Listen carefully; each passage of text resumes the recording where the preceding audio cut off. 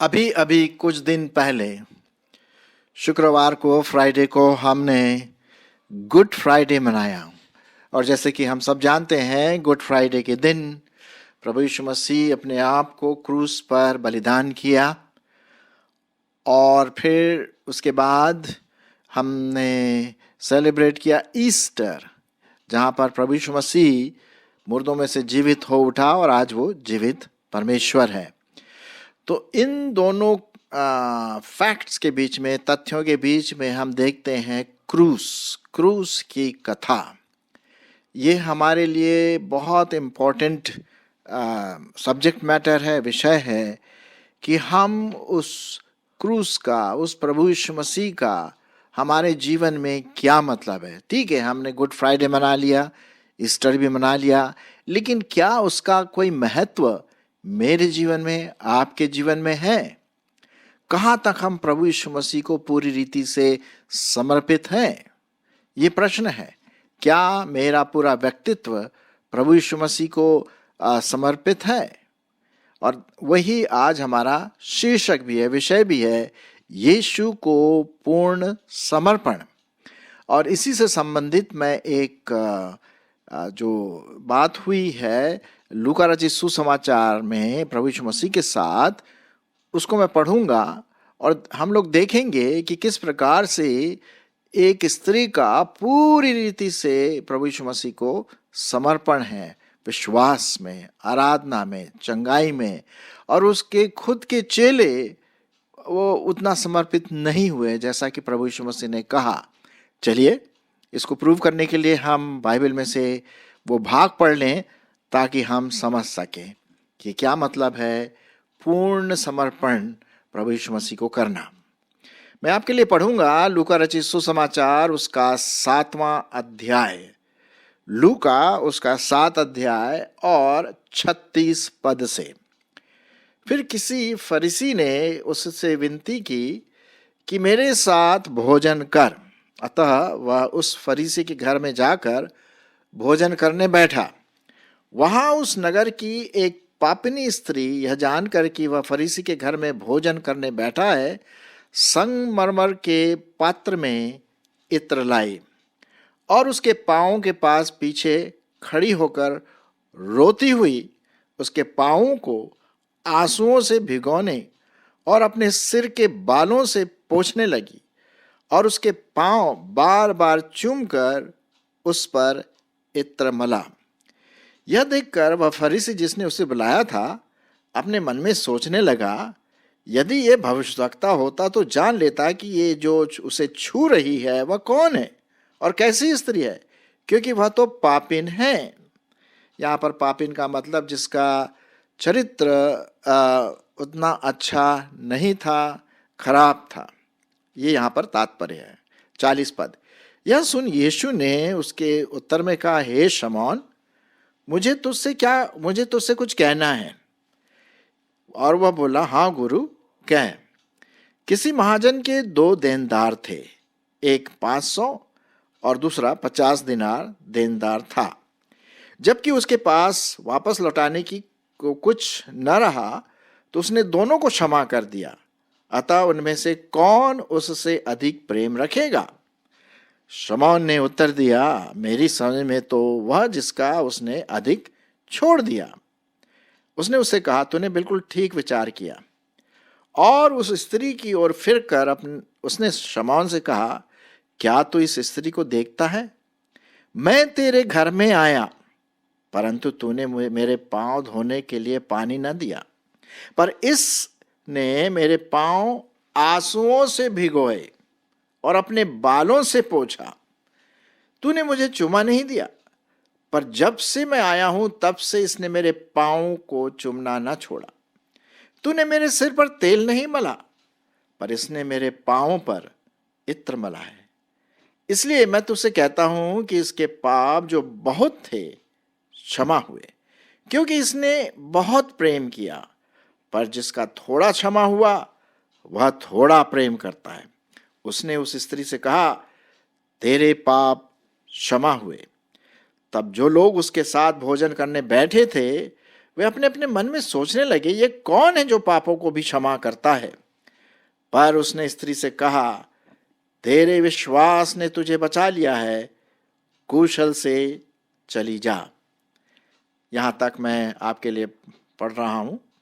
जैसे कि आपने सुना और समझ लिया होगा कि ये स्त्री जो थी उसको पता पड़ा भाई कि प्रभु यीशु मसीह ये हमारे जो रिलीजियस लीडर्स हैं फरीसी और सदूकी उनके घर खाना खाने के लिए आए हैं। तो वो भी आए इत्र लेकर के और प्रभु यीशु मसीह के पांव में अपने आंसुओं से वो भिगोया और अपने बालों से उसके पांव को पोंछा और उसके इत्र मला। कितना समर्पण। अच्छा, इस पापिन स्त्री के विषय में एक आ जाता है कि इसका चरित्र ठीक नहीं था। लोग इसको बहुत बुरी दृष्टिकोण से देखते थे और स्वाभाविक भी होगा। लेकिन इंटरेस्टिंग बात यह है कि ये स्त्री ने अपने उस प्रेम को दिखाया कि मैं तुझे पूरी रीति से समर्पित हूं। और उसने उसके पांव अपने आंसुओं से रो रो करके, आंसुओं से भिगोने का मतलब क्या है, वो बहुत रोई, प्रॉबली स्वाभाविकली वो अपने पापों के विषय में कि कितनी पापिन है वो। और अपने बालों से, बाल आप जानते हैं कि जो महिला है, लेडीज हैं, उनके बाल उनकी ग्लोरी है, उनकी महिमा है। जिनके लंबे बाल होते हैं आपने देखा होगा, बड़ा अच्छा लगता है, सुंदर सा लगता है। वो सब कुछ उसने प्रभु यीशु मसीह के पांव में डाल दिया, सब कुछ, ताकि किसी न किसी रीति से उसके पाप क्षमा हो जाए। अब ये जो दूसरे लोग थे वो बड़े बड़े, भैया ये क्या है, हमने तो इसको खाने के लिए बुलाया और ये इसको पता भी नहीं कि ये पापिन स्त्री है, वो कैसे उसको एक्सेप्ट कर रहा है।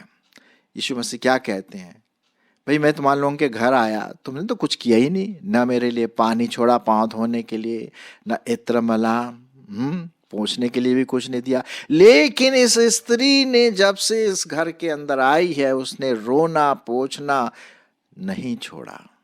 इससे ये सिद्ध होता है कि ये पूरी रीति से समर्पित है प्रभु को।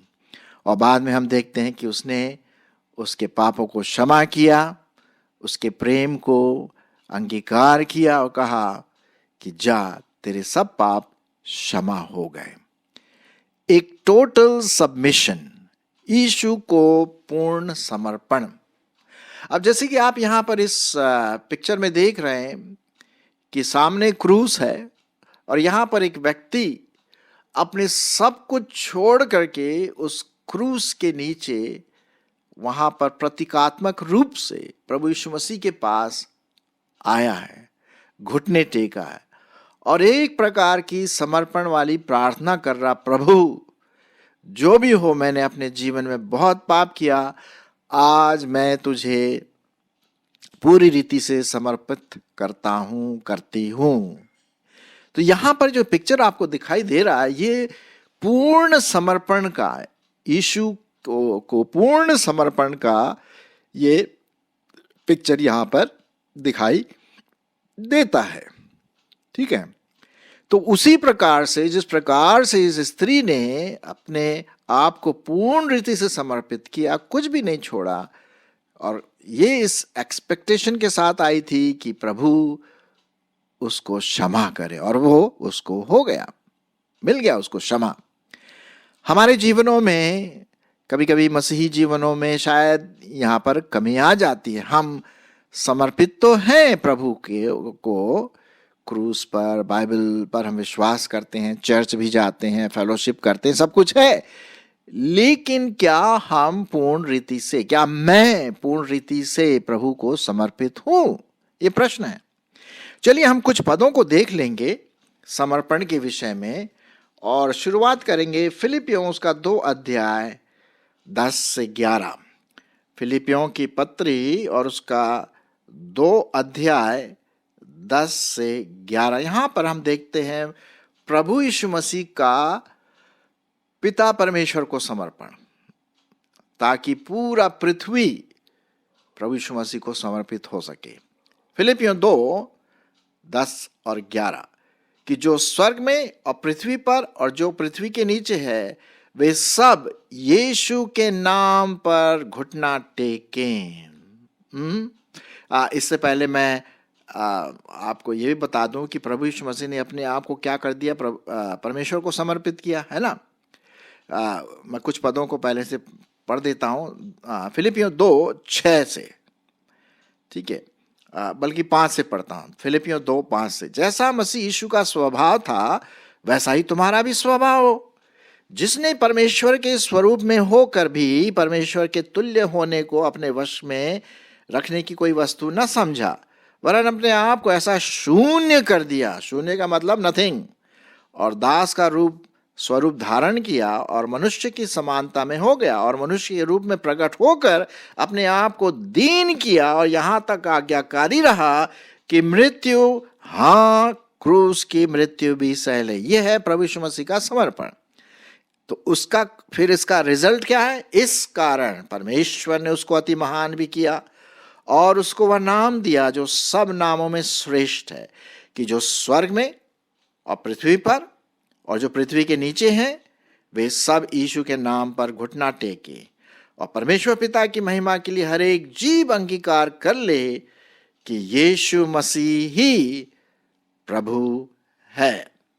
यहां तक समर्पण, पूर्ण समर्पण, जैसे प्रभु यीशु मसीह का पूर्ण समर्पण था, जैसा उस स्त्री का पूर्ण समर्पण था, वैसा ही आपका और मेरा उस क्रूस की ओर, उस प्रभु यीशु मसीह की ओर ताकते हुए हम पूरा समर्पण करें। यशाया उसका 66 अध्याय और 2 पद, यशाया उसका 66 अध्याय और 2 पद, यहां पर इस प्रकार से लिखा हुआ है, मैं आपके लिए पढ़ देता हूं। यहोवा की यह वाणी है, ये सब वस्तुएं मेरे ही हाथ की बनाई हुई हैं, इसलिए सब मेरी ही है, परंतु मैं उसी की ओर दृष्टि करूंगा जो दीन और खेदित मन का हो और मेरा वचन सुनकर थरथराता हो। ये देखिए, पूर्ण समर्पण प्रभु परमेश्वर को, तभी परमेश्वर हमें आशीष देगा। रोमियो उसका 12 अध्याय 1 और 2 पद, रोमियो उसका 12 अध्याय 1 और 2 पद, इसलिए हे भाइयों, मैं तुमसे परमेश्वर की दया स्मरण दिलाकर विनती करता हूं कि अपने शरीरों को जीवित और पवित्र परमेश्वर को भावता हुआ बलिदान करके चढ़ाओ, यही तुम्हारी आत्मिक सेवा है। और इस संसार के समान न बनो, परंतु तुम्हारी बुद्धि के नए हो जाने से तुम्हारा चाल चलन भी बदलता जाए, जिससे तुम परमेश्वर की भली और भावती और सिद्ध इच्छा अनुभव से मालूम कर सको। तो यहां पर भी देखते हैं, अपने शरीरों को उस क्रूस पर टांग दीजिए। जी हाँ, क्या लिखा हुआ है गलतियों 2:20 में, आप जानते हैं, मैं क्रूस पर मसीह के साथ चढ़ाया गया, मैं मर गया, अब मैं जो जीवित हूं वो प्रभु यीशु मसीह के लिए जीवित हूं, उसकी सामर्थ्य से जीवित हूं।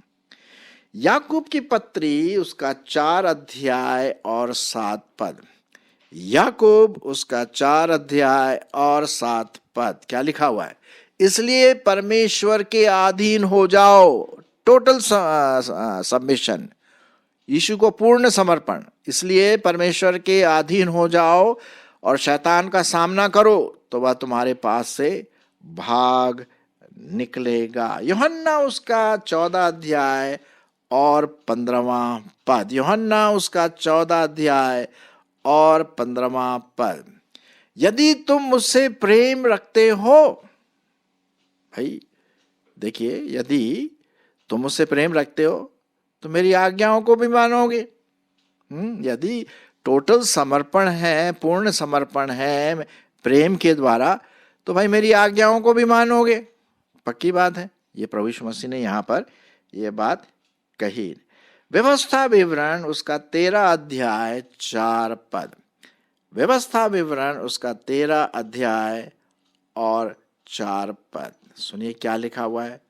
यहां लिखा हुआ है, तुम अपने परमेश्वर यहोवा के पीछे चलना और उसका भय मानना और उसकी आज्ञाओं पर चलना और उसका वचन मानना और उसकी सेवा करना और उसी से लिपटे रहना।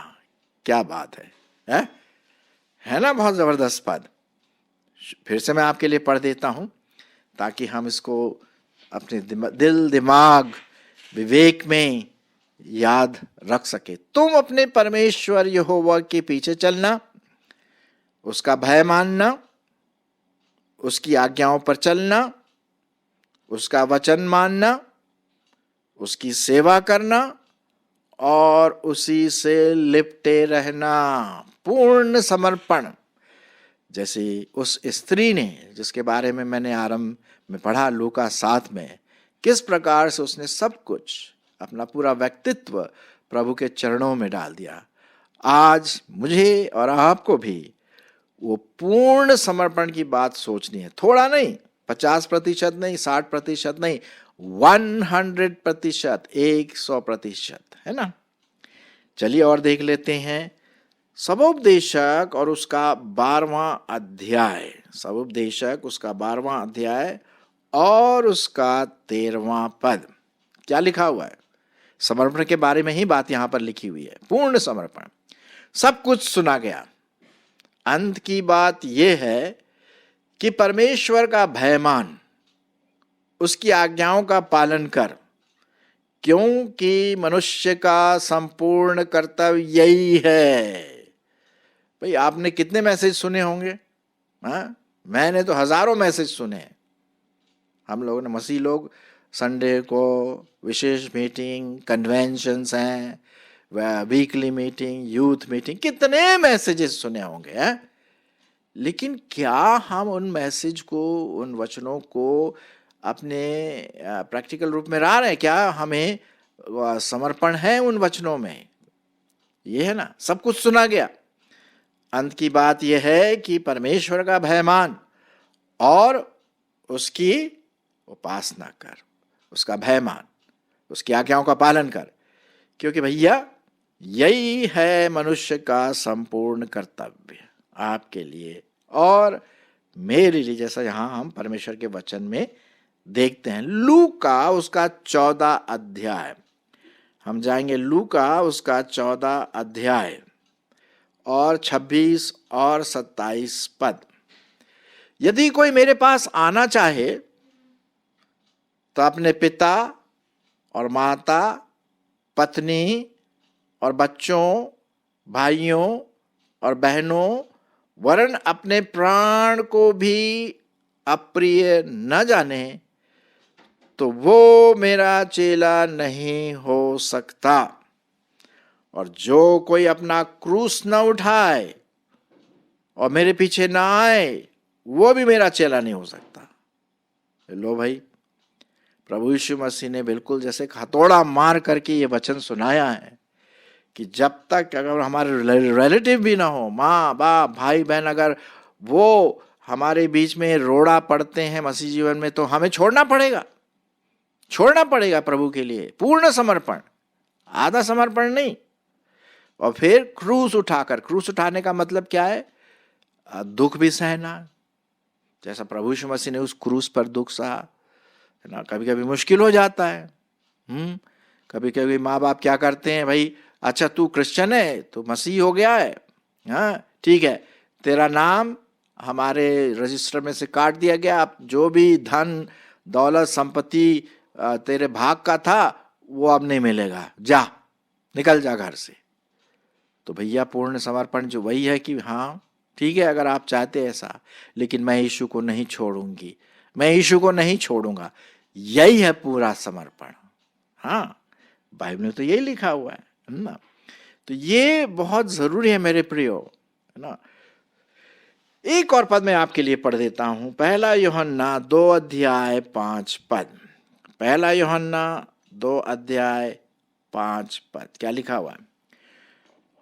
पर जो कोई उसके वचन पर चले उसमें सचमुच परमेश्वर का प्रेम सिद्ध हुआ है। हमें इसी से मालूम होता है कि हम उसमें हैं। ठीक है, तो जो कोई ये कहता है कि मैं उसमें बना रहता हूं, उसे चाहिए कि वह स्वयं भी वैसे ही चले जैसे यीशु मसीह चलता था। आज हमने देखा यीशु को पूर्ण समर्पण का मतलब क्या है। उस स्त्री ने उस यीशु मसीह के पांव को पोंछना, आंसुओं से भिगोना, इत्र मलना तक नहीं छोड़ा जब तक कि उसके पाप क्षमा नहीं हो गए। टोटल सबमिशन, पूर्ण समर्पण। आइए मैं भी, आप भी, हम सब जो विश्वासी हैं अपना जीवन पूर्ण रीति से प्रभु यीशु मसीह को समर्पित करें, कहीं कोई खाली जगह ना हो। और जैसे कि मैंने कई पदों को आपके सामने रखा, इन पदों पर आप जरूर मनन करें।